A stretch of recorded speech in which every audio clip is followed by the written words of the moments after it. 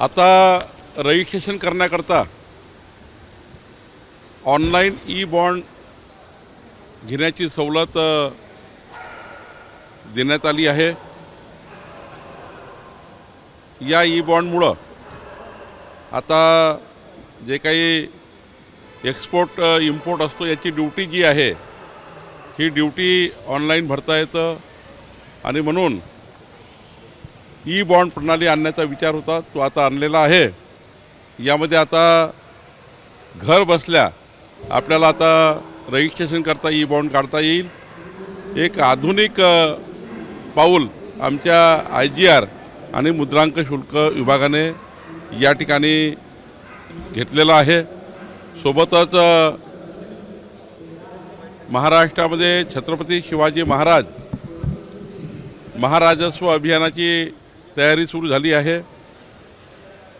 7 मार्च आणि 14 मार्च 2 दिवस या महिन्यात आणि पुढच्या महिन्यात 2 दिवस आणि मे महिन्यात 2 दिवस 6 शिबिरं मंडळ स्तरावर तालुक्यातील मंडळ स्तरावर घेण्याचा निर्णय महसूल विभागाने घेतलेला आहे। या शिबिराच्या माध्यमातून 15 सेवा तुकडेबंदीपासून तर येणेपर्यंत या सर्व सेवा या ठिकाणी उपलब्ध करण्यात येणार आहे। जिल्ह्याचे सर्व पालकमंत्री, मंत्रिमंडळातील सर्व सदस्य, आमदार, खासदार, लोकप्रतिनिधी, सरपंच ते पार्लमेंटपर्यंत सर्व लोकप्रतिनिधी या शिबिराला हजर राहणार आहे। मी सुद्धा कुठल्या ना कुठल्या जिल्ह्यामध्ये या शिबिराला जाणार आहे। त्यामुळे या राज्यातल्या जनतेला महसूल विभागाच्या पांधन रस्त्यापासून तर सातबारापर्यंत, जिवंत सातबारापासून तर या ठिकाणी पट्टे वाटपापर्यंत, कबाला वाटपापर्यंत साऱ्या योजना आम्ही या शिबिरामध्ये करणार आहोत। राज्यसभेसाठी जे नावं निश्चित केले जाणार आहे कधीपर्यंत होणार आहे, किती नावं तुम्ही केंद्रीय भाजपकडे पाठवणार? महाराष्ट्र कोर कमिटीची आमची भाजपाची बैठक झाली। माननीय मुख्यमंत्री देवेंद्र फडणवीसजी, आमचे अध्यक्ष रवींद्र चव्हाणजी आणि आमचे सहसंघटन मंत्री शिवप्रकाशजी आणि आम्ही सर्व बसलो होतो।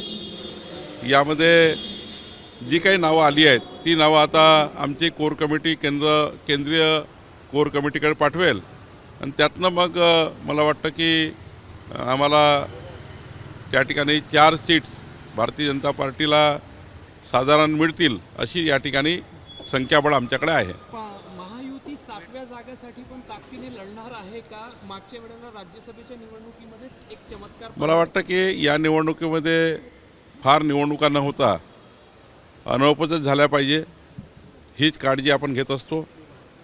माननीय मुख्यमंत्री देवेंद्र फडणवीसजी यांनी हाच विचार केला आहे, आम्ही सर्वांनीच हा विचार केला आहे की राज्यामध्ये अनौपचारिक निवडणुका व्हाव्यात, पण तशी अटीतटीची परिस्थिती आली किंवा त्यांच्यामध्ये काही एकमत झालं नाही तर मात्र मग निवडणूक होऊ शकेल। सातारा आणि हैदराबाद गॅजेटियर GR याच अधिवेशनात काळा जरांगे पाटलांनी मागणी केली नाही तर त्यांची मागणी आहे, या ठिकाणी आम्ही चर्चा करू आणि त्यातून मग काय त्या चर्चेतनं काय मार्ग काढायचा बघू। जरांगे पाटलाची मागणी आहे, आता यावर चर्चा होईल आमच्या महायुतीची आणि त्यावर चर्चा करू। ABP माझा, उघडा डोळे बघा नीट।